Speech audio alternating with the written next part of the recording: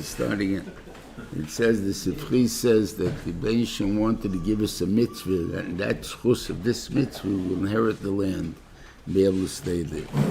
What is this mitzvah? And the Bikurim different, or supposedly shows us difference than any other mitzvah. Basically, I remember if you go into stores, I don't know if they still do it, because you probably have to hang up credit cards now. Once upon a time, they would hang up $1 in some places, or even $20. Now, with this, the first dollar I made, it's the first $20 I made. In other words, the first fruits of a person's labor is value to the person who put in the labor. Is it as good as the later fruits? Is the service as good as it was when you started the building a business to when you're 20 years in the business? Of course not. When you started, you knew at it, you don't know what to do a lot of times. And when you eat fruit that's not ripe, or it's just the first fruit of the season, somehow it doesn't have that sweet taste, that you have to wait a little bit more into the season. So what value is the Bikurim? All of us, to the person who owns the land, it's valuable. It's only going, to me, it tastes terrific. Just like it says,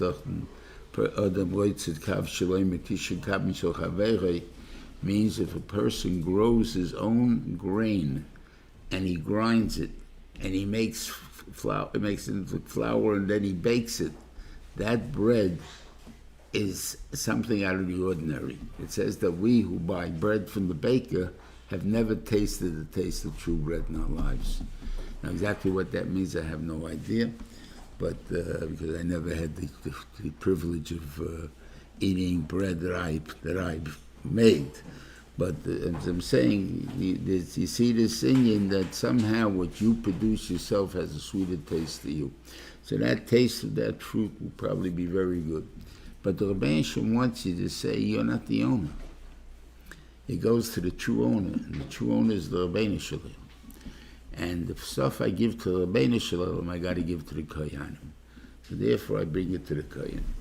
That's the thing. Now, in Emerson, this goes to now, once we understand that the land is not ours, we can understand all the other mitzvahs that go along with the land. There's a mitzvah of shikra. And this is the Gemara Mitzvah. Somebody standing by the side of his field sees one of his workers forget a bale of grain. If he's standing by the side of the field, it's his. If he isn't standing by the side of the field, then it's not his. It's forgotten. So it means, what do we learn from there? That a person, by standing by the side of the field, can make a kinyan on his field, because he can make sure that if the land is his, so something on his property is good, and he's guarding it, that makes sure that no one else touches it. So then it can be koine. If he's not there to guard it, it's not koine. The question becomes, though, why do I have to be koine something that's my own stuff? Do my field, it's mine. If I forget it, then it has the din that it's forgotten. But I didn't forget it. I never knew about it because the workers just forgot about it. It had nothing to do with the owner. The owner didn't forget about it. He had his cheshbon. There should be so many bundles from that area and so on, whatever it is. And therefore, he didn't forget it. So why is it that he has to make a kinyan? So you see that the parts, what the rights that you have to your field, your own field, is only the right to take first. If you don't take first, then it becomes the poor people's. Now, the secondary, because they're the second ways to take. Now, we have the same din, the Gemara Blat before that talks about Dalaramis, Besodi Shel Chavere Legabi Peya. In other words, the poor people are there, they want to get Peya, and they, Tzidar Rishus Sarabim Yekoine with Dalaramis. But that's because it makes it my province. It's my area. That's my rishus. But I'm in somebody else's field. What rights have I in somebody else's field? So why would I have Dalet Amis there? But it's a machlekes in the Gemara. So you see that the concept is, I don't own the land. What is it? I live here by virtue of God's gift to me, my family, Yerusha, my great-great-great-great-great-grandfather who had it, and whatever it is there. Now, the interesting thing, how did they all live in Eretz Yisrael at that time? The Chalukas Oretz took place in the time of Yeshua. Right? That portion didn't get any bigger. Right? This is my portion. Meanwhile, it depends how much Arichas Yomim I have. But let's say if I'm Achi Asheleni, if I'm Yetzi Mitzrayim, and I'm still alive 500 years later, I would assume he has about 30, 40 dollars under him. And where are all these people living? I don't know if they're all alive, but assuming where would they all be living? On this little piece of property that he had when Yeshua gave it to him. And this promise, how they lived there. So mashma that the way was always a way of communal living. I guess you would call it being in a hotel the whole time. You had your own room, and that was the bedroom. And you ate probably the food in the main dining room. And you had a communal, place to relax. There's a communal study, a beis medrash, whatever it is, in the house. And they just keep adding people. And what's the proper, and Baruch Hashem, the Rebbeinu Shem gave a bracha that the land was able to produce so much to support everybody. And we have that even Psochim, even the time of Reish Lakish, they were still producing a half a vine, was able to produce enough wine for a person to be able to live on for a year. So that's a tremendous amount of bracha that existed in the land, and that's what it was still the same piece of land, and we're all there. But it's not ours, we're only guests at the place. To give you a picture on that, in Yotze Hashem, we're all hoping to be Oil Regel. Still time for Sukkos. The machlekes, well, I guess we'll find out what the din is. If Yerushalayim was nitnu l'shvat and nischalik l'shvatim, in other words, does it belong to Yehuda and Binyamin or not? In other words, the Yerushalayim belongs to everybody. So on the idea that it belongs to everybody, what does it mean? That I have a beautiful apartment. I just built an apartment in Yerushalayim because it's $4 or $5 million. And it's fantastic. It's a nice size, this thing here. Comes out the regel. People can march right into my apartment, lay down on the floor. I guess I can charge them for using the bed if they use the bed. But they can lie down on the floor and sleep there. And they're protected from the outside and whatever it's warm. And I can't even charge them anything. And what they give me is, as a schar, is the skins that they make from the oilers. They give me that skin. In other words, so there's at least some kind of a profit from living in Yerushalayim. But basically, you get nothing. It is not yours. I built it. It's not yours. Everyone has a right to use it. So that's the point as far as that goes. Now it says, so then,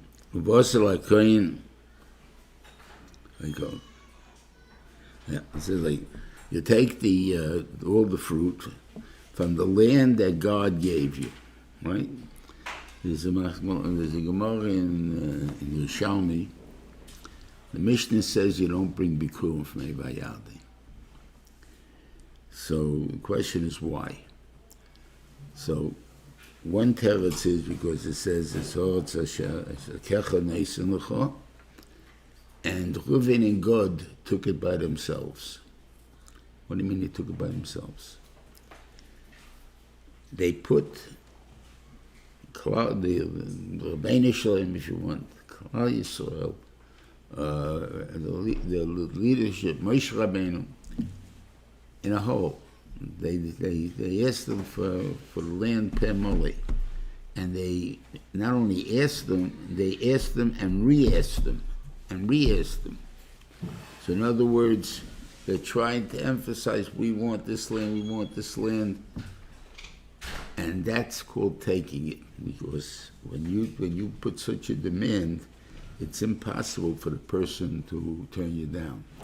And a person that has a real bullshit can't turn you down. So if you're taking stuff, then it's, what do you call it, is enough for the Bailim. So then you're a Gazel, Mamashir, you're a Xela. If on the other hand, either person gave it to him, yeah, but you forced him, you put him into a position that he had to give it to you. It wasn't a choice, he had to give it to you. And the same thing is, as the Rebbe tells Moshe by Eschanan, to keep quiet. Why? Because you're putting me into a position that I must give it to you. And that is not what I want to do.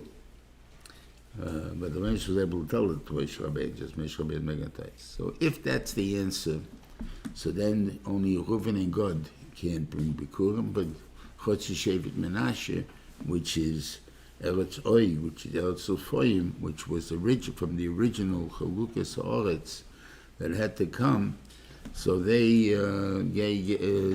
they bring from them. On the other hand, the other tell says they don't bring from Vayadim because it's not an Eretz Zavas Cholav V'Drosh. In that case, even Eretz Oig was an Eretz Cholav Zavas Cholav V'Drosh.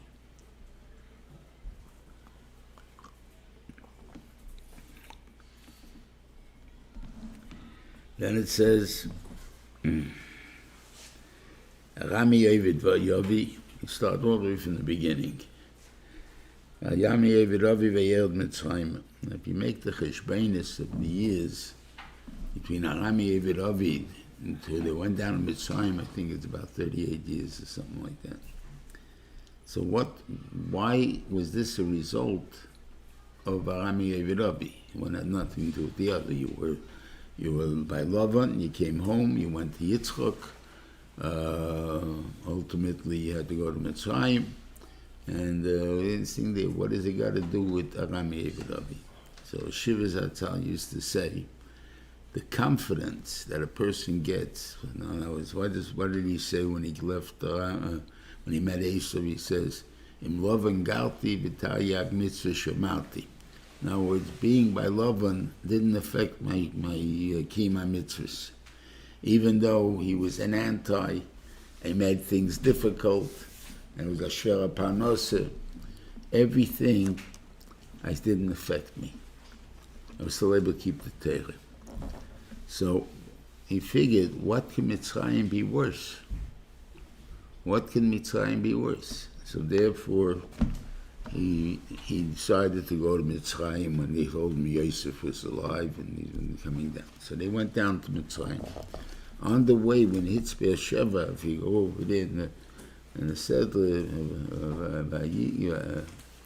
of Ayigash, it says over there they went to Beersheba, and he had a Chaloim Alayla. Who went to Beersheba? Yisrael and his family. Yisrael is the stronger name of Yaakov. In other words, more confident with everything. Yaakov is when he's weak and so on, he's called Yaakov. When he's strong, he's called Yisrael. So we're talking about Yisrael, and it's gone out of him with great confidence we're going to Mitzrayim. And the Benishim comes to him in a Cholom and tells him, Al Tira Yaakov, Yaakov, don't be afraid, using his weak name and telling him, don't be afraid. You're going to die there, and and the Yosef is going to put his hands on your eyes, and they'll take you out, and I'm going to take out the nation. So the next morning, he got up, so he was afraid, Yaakov. So it came to Yaakov, went down with the Bnei Yisrael. The children didn't know about it. So as far as they were concerned, they were still the Bnei Yisrael. But it was Yaakov Aviyam. The only who were taking Yaakov, the weak one.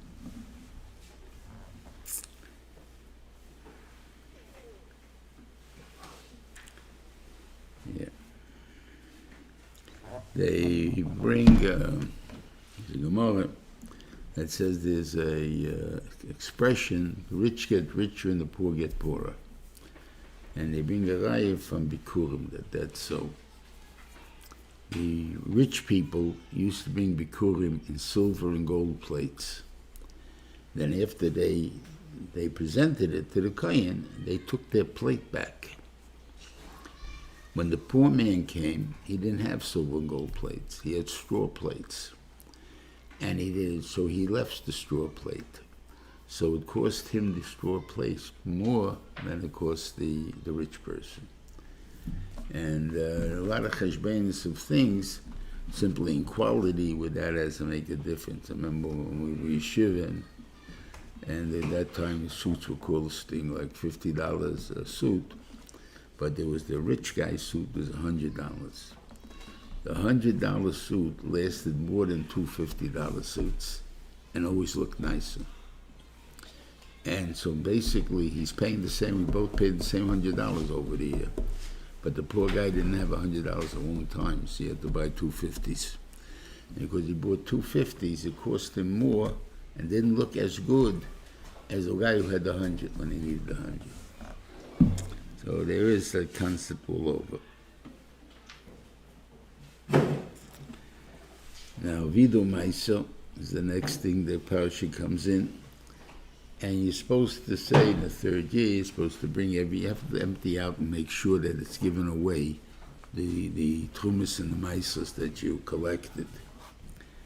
Okay, so you're supposed to say a statement over there.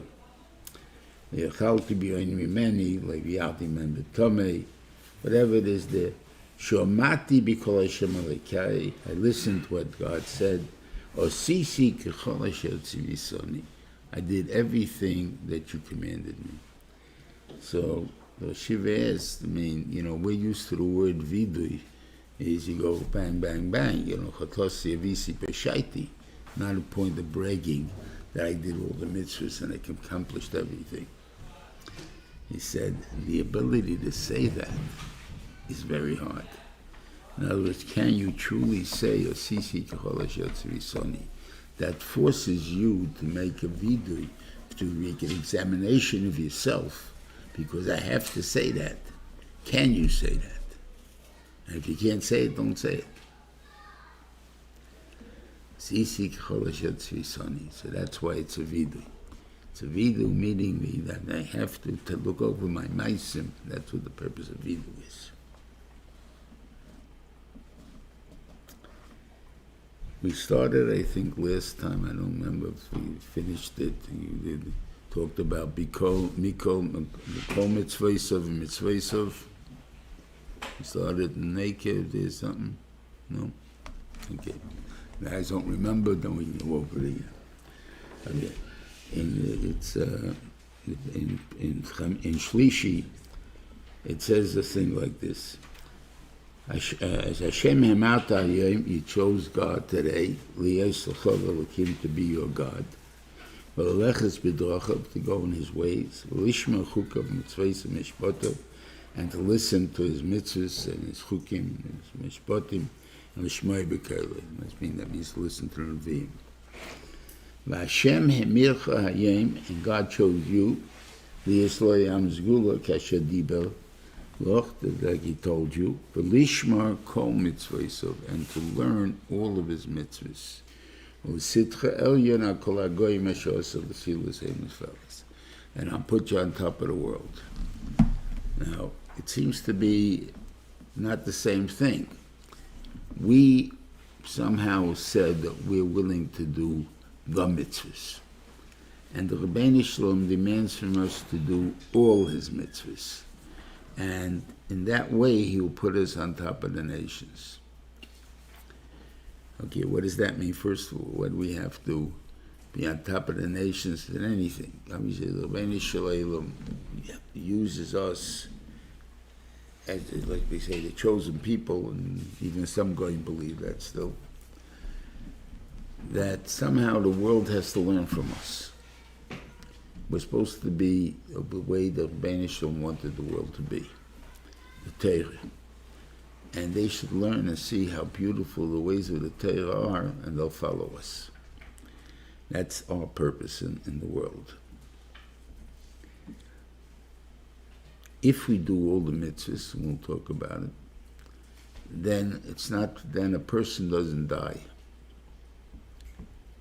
It comes out, it's perfect. The Torah says everybody wants to imitate it. Everybody wants to find out what is it that the Torah gives us. But on the other hand, if the Torah does not protect us completely, we don't do all the mitzvahs the way the Reuven wanted it, and I'll explain what that means in a minute, then he will never make us the Sitra Elyon. I won't put you on top of the nations. We'll see, I'll show you the Baruch soon, the difference between the Sitra Elyon, between the Kol Mitzvahs and Mitzvahs.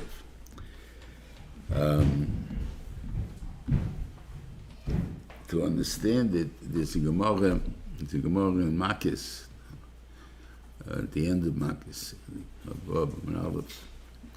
that says over there that David HaMelech saw that in his generation, and they're talking about his generation,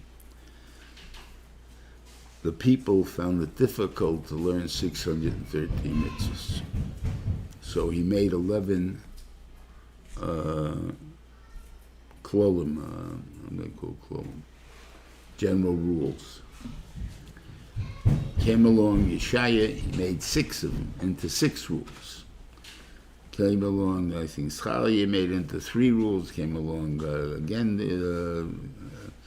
Yeshaya made into 2 rules, and then came Habakkuk, made it into 1. Tzadik b'monosi tichya. What has that got to do with doing with the mitzvahs? I don't know the mitzvahs, tzadik b'monosi tichya. But it means if you concentrate with the purpose of tzadik b'monosi, you'll come to be able to do all the mitzvahs. Obviously, you'll have to learn what they are, but you're able to do them through that concept alone. What's the difference between one or the other? If you can do it, let's say with 1 or with 11 even, why would I try to study 613 if I come out the same amount? So the idea is it's not the same. I'll give you the mushal in a minute, but the Gemara has 2 mishalim for what it means to follow God's ways. One is Mahu Rachum Mafatzu Rachum. In other words, he has pity, you have to have pity. And there's another one that says, the Rebbeinu Sholom did 4 mitzvahs by himself. He was Malbish Harumim. That was told to Marishan, not Mechava. He was Mevakir Chayla to Avram Avinu when he was by the Bris Milah. He was Menachem Ovel to Yitzchak after Avram died. And he buried Moshe Rabbeinu. These are 4 mitzvahs he did personally, and by doing personally, with greater chiyuvim manos to do these mitzvahs and be very exact in them, and to do the biggest chesed as these 4 mitzvahs. Now, if taking the first general rule, which is Mahulachum Fatarachum, the idea is if a person has pity, wouldn't he do all the 4 mitzvahs that we just discovered? Of course, right? So then isn't it better to just leave it in the general rule instead of taking proti and saying this mitzvah, that means I don't have to do the others, or whatever logic a person is going to start to use. But if you tell me I have to be a person with pity and sensitivity and so on, automatically I know what I have to do. So on this, I would always bring in the ma'asav of Menachem Ish Gamzu. Menachem Ish Gamzu was coming back from his Rebbe, from his Shver, and he had a bunch of donkeys full of food. And a man came over and asked him for food. And he went to get it, and by the time he came back, the man was dead. And for that, he took some kabbalah on himself that he should lose his arms, his feet, his legs, whatever they are. He would become blind, and be full of boils. All because this man died. Now, why did this man die? I mean, what is his fault if the man died? He ran, I'm sure, as fast as he possibly could to go get the food, right? So why is he chayav this punishment? I assume that he felt in himself, or maybe he was that big, that he could have done all the 613 mitzvahs. But instead, he did the 11 general rules, or the one general rule. And therefore, he was said, it was ma'orachim afatorachim. So if you saw the poor man, I mean, I don't know if he was poor, he saw the man who was hungry and asked him for food. He ran as fast as he could to get the food. That is a reaction to the situation. The Rebbeinu Shalom wants a pro-action. He wants you to have it that there was always food by you, that you never have to run for it. In other words, if he would have learned the way the mitzvahs, where it should have been learned, then he would have known that he must always carry some food right by him he has in order in case maybe somebody will ask him for food. And that's the call difference between pro-action and a reaction. And that's what the Rebbeinu Shalom wants from us. He wants a pro-action reality, and then he will make us Elyon. But if he only go with the reaction, that means things will happen, people will die, people will be hungry, people will be unclothed, because till we get to them, we don't realize that they need it. So then that's what's going to happen. But if the pshat is, if we did it the right way, there never would have been a case where someone would be hungry or someone would be unclothed and so on. And therefore, that we didn't do that. So that's the difference between curl and not curl. Okay? Now, where do we see a difference to this? So you like, just right here, the last part before Shishi. After the klolos, the general rule of klolos, it says over there, if you listen, Shishma v'kol Hashem l'kecha, lishma lasses es kol mitzvahs, of all his mitzvahs, then what's going to be, you'll be Elyon HaKol Ge'oretz, which is what it said over here. And we got all the brachas, and it goes till Shishi. Those six psukim are the brachas for doing curl. And they're very general rules. You have everything that you ever will need. No problems in life. What are you about? Then it continues. I'll give you bracha samecha, b'chol meshach yedecha. We'll talk about a samecha soon.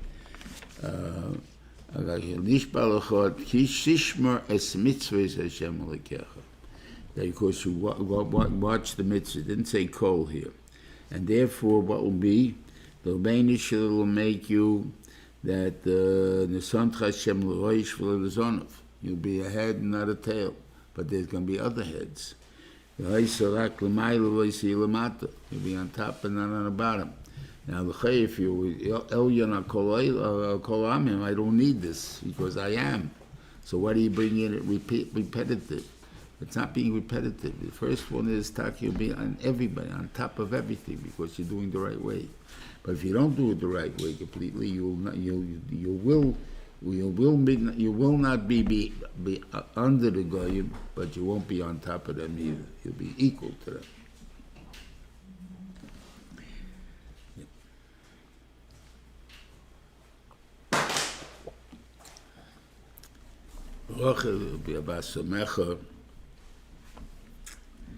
I don't know if accountants will like it, but basically, the brachas I see it is I can't know exactly what I have. If I know exactly what I have, I can't have more, because then it's an S. If I know I got $1,000 in my account, I can't have 1,020, because that's an S. Where did the 20 come from? On the other hand, if I don't know exactly how much I have, but I have an idea of what I have, in other words, it can cover my rent, it can cover my food, it can cover the things that I need, but I don't know exactly how much it is, then I can get another 20, another 50, maybe even 100. For Kerli Gaman, they used to say this is the way to shop, is to take a bunch of money, not knowing again how much he has, but he knows what he needs to buy. He needs a challah. He needs the takeout food place. He needs groceries. Now he's going out of Shabbos to shopping. And he's going with this pack of money he has. And he keeps giving it out. As long as he has money in his pocket, he can keep buying. He should be zeicher to the bracha v'asamecha that it won't run out before you get everything that you need. But if I know I have exactly this much money, and I know this costs X amount of dollars, and this costs X amount, and X amount, and then there's the sales tax on top of that, well, I'm not going to be able to afford it. So I'm going to come short on an item or two items, stuff like that. Then the benchman can't save you by giving you Vasamecha, because you by having that exact amount, you cause them not to be able to do a nest to you. So the purpose of a nest is where you don't realize it's a nest. Benchman doesn't do nisim in this day and age, but he does do Vasamecha.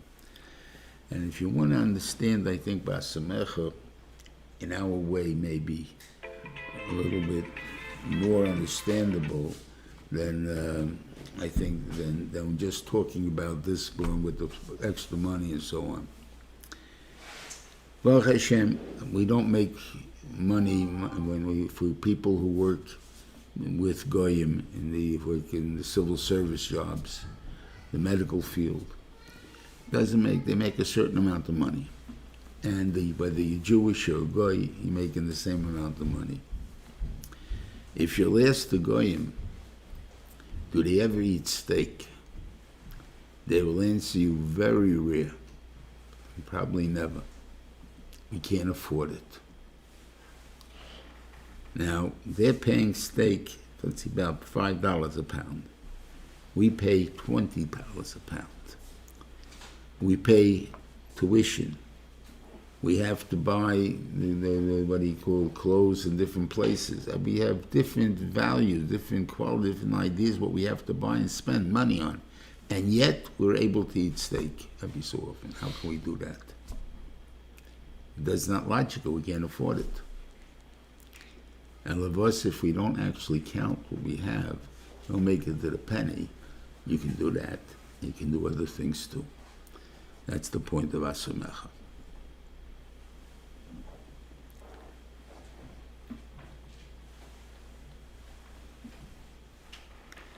The Teichach is broken up into 3 parts.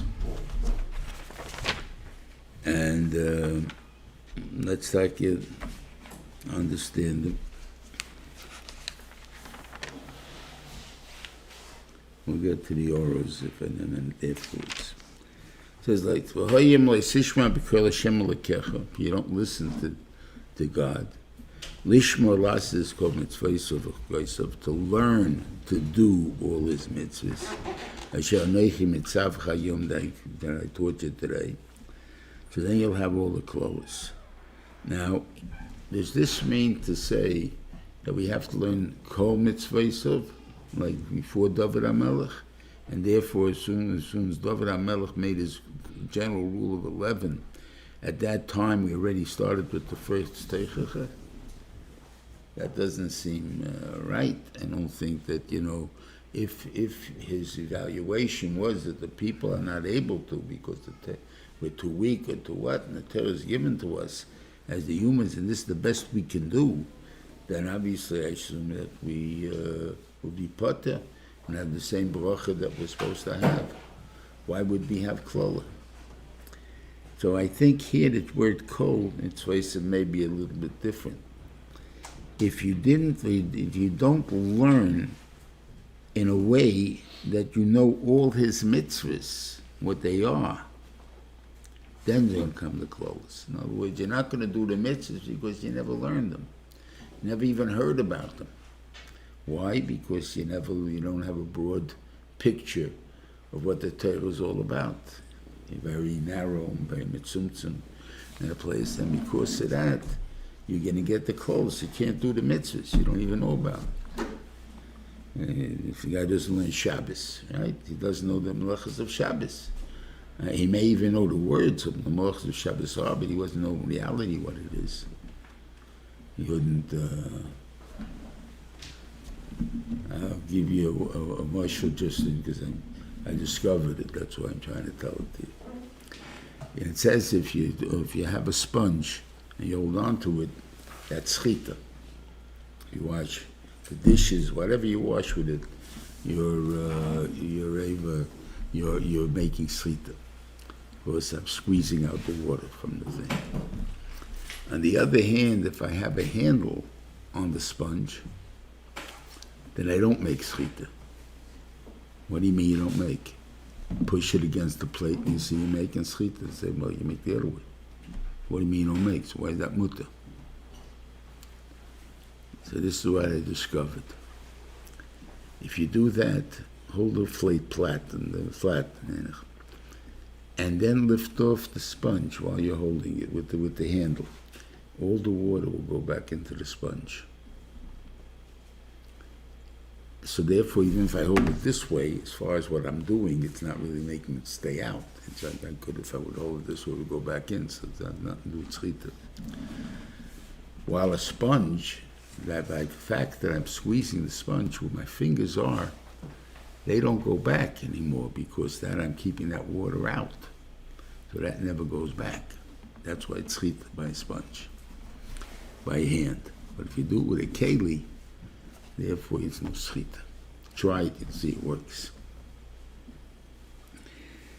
But anyway, that's the point. So if you're not doing the mitzvahs, you get the first level, which in a way is just normal life. What we call normal life. You'll have sicknesses, people will get hurt, people will die, everything. You're not always going to be successful here in business. You're going to have bad years. The farming industry will be down certain years. You'll get different sicknesses that come in, which is what we get. Then we're going to have the tragedies of life. You built a house, you don't get it, and so on. Of course, something happened. You went broke before, and they foreclosed on you. Whatever. But this is what we call normal living. Right? But it's really not normal because we did an Aveira to get it. The Aveira is that we don't know what we're doing. So therefore, the Reuven brings us close in order to make us sit down and learn and understand every mitzvah. So it says, so, that's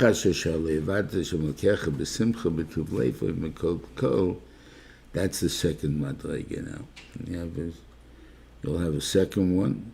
That you, because you didn't serve HaKadosh Baruch Hu with joy. Whatever you do, even though you don't do all the mitzvahs, but at least whatever I do is always done with joy. I appreciate it, I love it. Then what will happen if you don't do that, that already is the tragedies of golus and things like that already. Hunger and starvation and terrible things. The third one is in Moisish Molas is called Divrei Hashem. Before we were talking about serving Hashem with joy. Now we're talking about simply to fear HaKadosh Baruch Hu. We don't fear Him. We don't believe in Him in a sense. If that's the case, then comes all the brachas, all the klolos that are not written even in the book, not even here.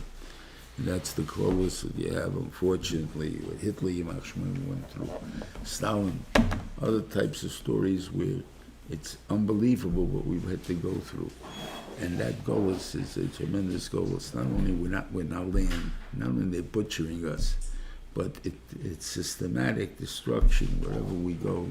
There's a certain sin in, a certain hatred, whatever it is for Klal Yisrael.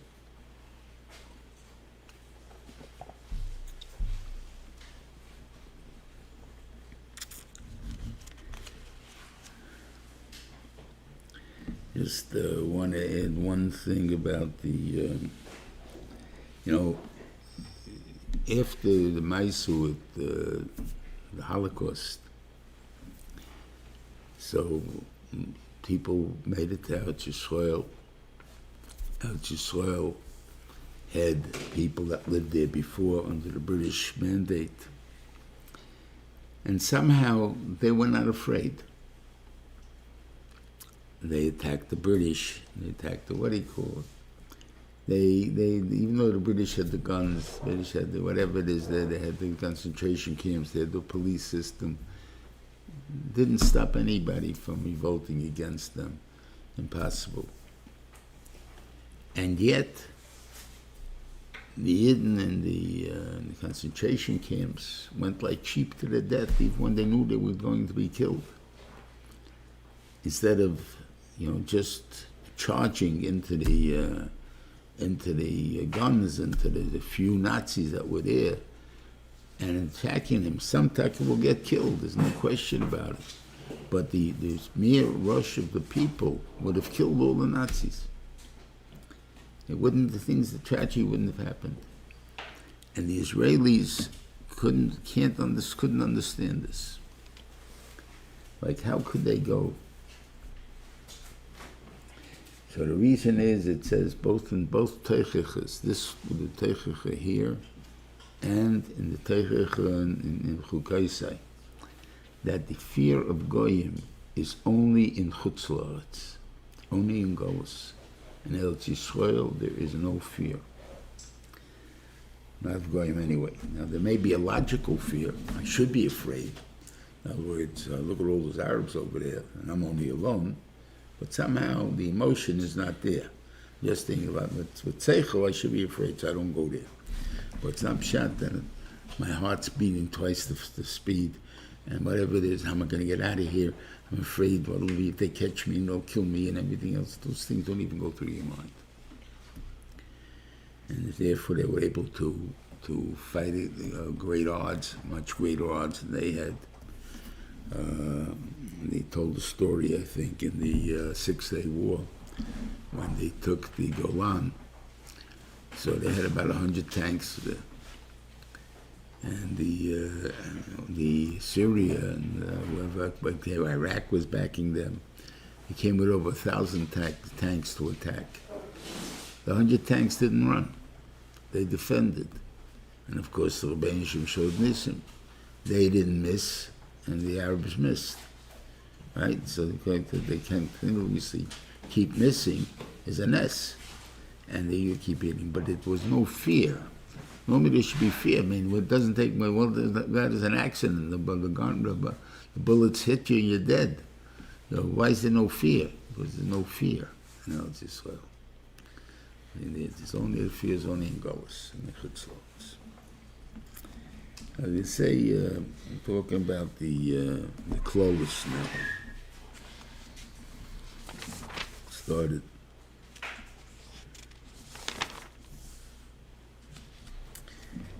I don't know if there's any significance in the people that he put on the different mountains by the Baruch and the Klola. By Shimon, it's here brought down, because Shimon, he didn't give a bracha when he saved his lifetime. They were able on the what do you call it, with Baal Pa'er, everything, the revolution of Zimri. So Moshe Rabbeinu was angry at them. So, but therefore he put them on the side of the bracha. But if you look at the names that are there, it's interesting. So Shimon, Levi, because they're the holy people. Even though Levi's in the middle too, so I don't know exactly how they did that. But anyway, Yehuda is Malchus, Yisachar is Torah, and Yosef Minyamin, I don't really know why, but they're there also. And who's on the Klola side? Reuven. Could be because of what he did. He didn't rise to the position that he could have become. God, Asher, Zvul, and Dan, and Naphtali, all the children of the the Shifchis, and Zvulun, whose business is money, as opposed to Torah, as opposed to Yisachar. So I don't know if there's an actual significance in that it was done that way, but it seems to be that being on the bracha side is a higher something in your life. There's something. So you'll say, well, God is the standing army. Asher Zvulun don Naftali, Zvulun is the money, Yisachar Zvulun deal. Asher don Naftali is the last machne, which is massive, called a machne, is they're returning everything to everybody, and whatever it is, and they serve a big part of Klal Yisrael. I don't know really to say this for emes, but I would assume that they were the blue collar workers of Klal Yisrael. Like, we don't know too much of what people did, but we know Yehuda was Malchus. What does Malchus mean? It means they were administrators. There's obviously the chief administrator is called the king, but then there's the little administrators, all the way down to the inspectors. They're all administrators, so they all come from Yehuda. Now, is there enough in Yehuda for them? So I guess that's why Yosef comes along, and he's also has administrators, and therefore Malchus basically, Malchus Yisrael was generally, except for the ones who killed Basha, I forgot what it is there, that they came from Yisachar. Everybody else was either from Ephraim or Menashe. So that was the Malchus Yisrael, and they also were administrators. So it means that you need a lot of administrators.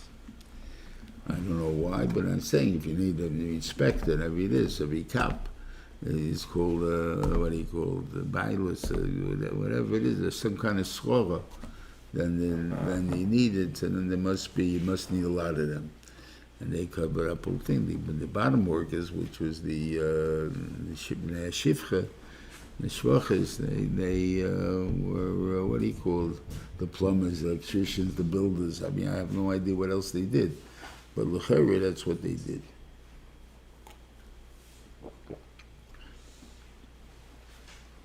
And these are the clothes that are given. I believe the clothes, in other words, what bothered me is, why did the Rebbeinu Shalom pick out, and there's 11 only clothes he got, he didn't give one Keneged Shimon, for specific mitzvahs, l'chera. Why are these mitzvahs worse than other mitzvahs? So it says,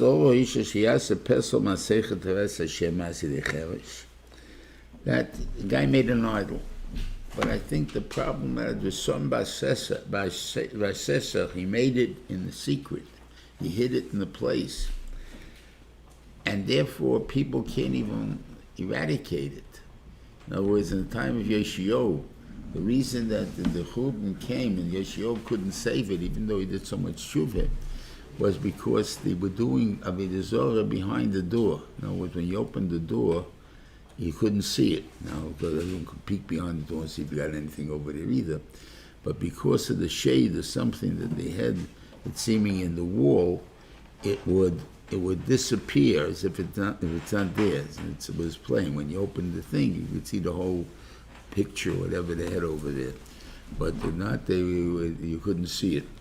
So I guess it would be a trick of lighting in a certain thing.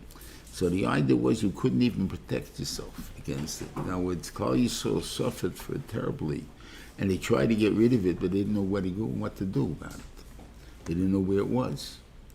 So that itself is a klola for a guy that does that, because he doesn't only do an avecha. He doesn't let us protect our own selves, and therefore he's a danger to us himself. Then someone who curses his parents, or not really curses, he's mizalzel in them. He treats them like they're nobodies. Hey, Dad, you want to bring that over there? You want to go down? I need some stuff in the basement. You want to get it for me? And stuff like that. Mizalzel them. So that's a point of showing that you're equal to your parents. In other words, there's no respect. There's no concept of of the older generation. One of the things I discovered myself, that when I lost the Rosh Yeshiva Zatzal, my father, but even when, more so maybe with my mother, which was years later, that all of a sudden I'm the older generation. In other words, I can't piss the buck anymore.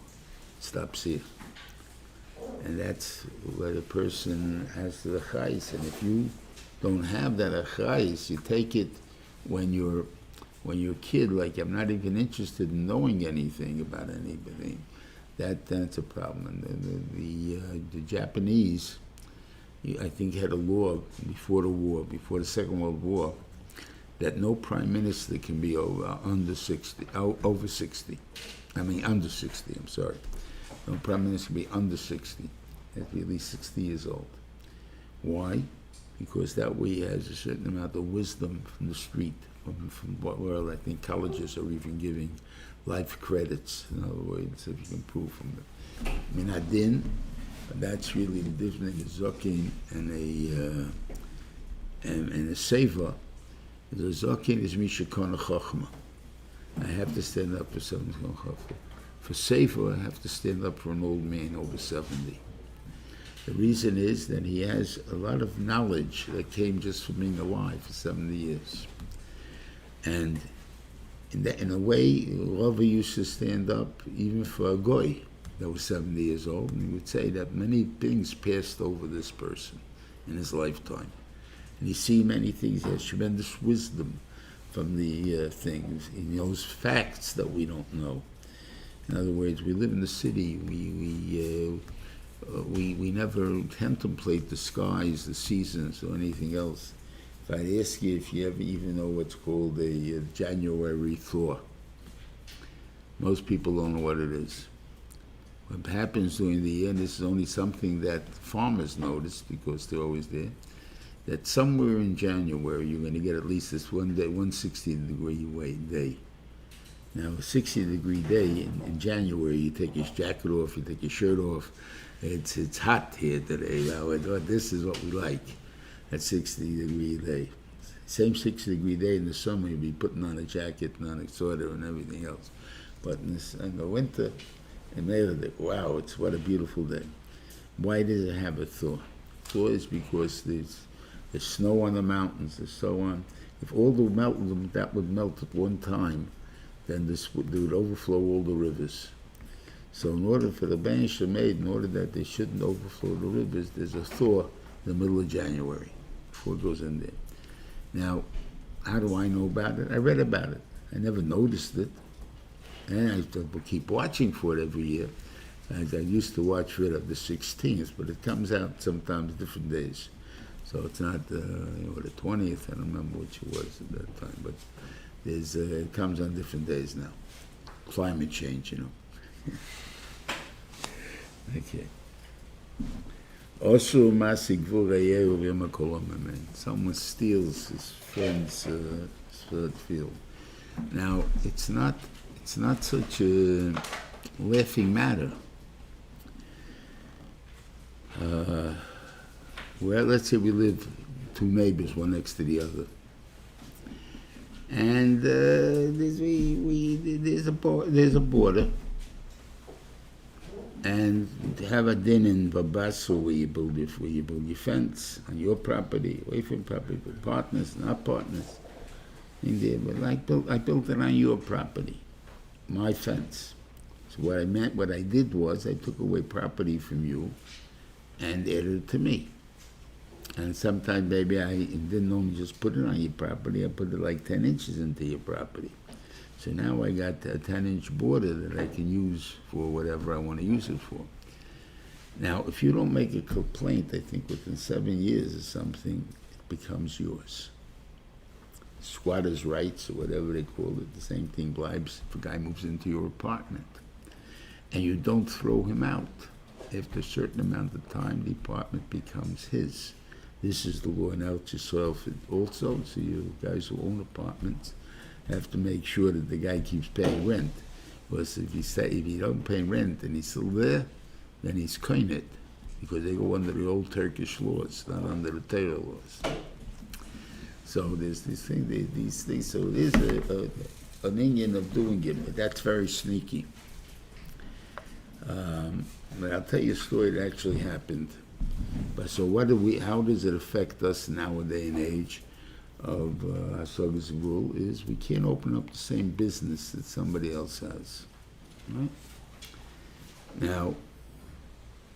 Now, a lot of times you go to a rabbi, and that was the case with the Rosh Yeshivas I tell. I'm not going to name the name of the companies, but the guy opened up a take-home place, mamish, right next to the other guy. And the Rosh Yeshiva guaranteed him, you won't lose, there'll be enough money for both of you. And kachab. That was the most profitable year. Right? That's the Rosh Yeshiva was able to do that. I had a case with a Talmud that he had a Sholom store. He was a sefer.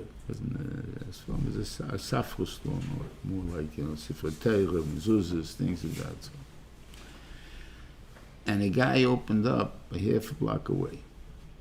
She went over to him and he said, "What did you do?" So the guy starts yelling at him, "Don't you believe in God?" "Yeah." He says, "Don't you know that Misenoisav Shalotim Tzuvin Lei Rosh Hashanah? So the amount of money that you're going to make is already decided, right? So I'm saving you half the work. Since it's decided already you're going to make that money, and I took away half your business, so half the business is going to produce the work. So it's half your work," I say. Guy came to ask me how such a statement is.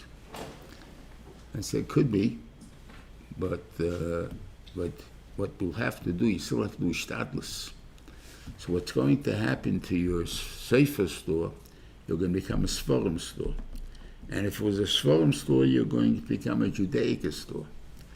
And all of these things, and if you're not going to be a Judaica store, if you go on Woodridge, they'll sell other things also besides Judaica. Things you picked up, cheap, whatever it is, and you can sell it in competition to whoever's there. So you're not the store you wanted to be. That's what I think is the avla. In other words, you're forcing me to become something I don't want to be. And that you have no right to do. That's the meaning of Hasagas Gvul. The others, there's also on every one of them something. I don't know all of them exactly, don't remember all of them, but anyway, have a good Shabbos, have a good Yom. I don't know what next week is a regular week. Yeah. Come here to Hashem next week. Shabbos.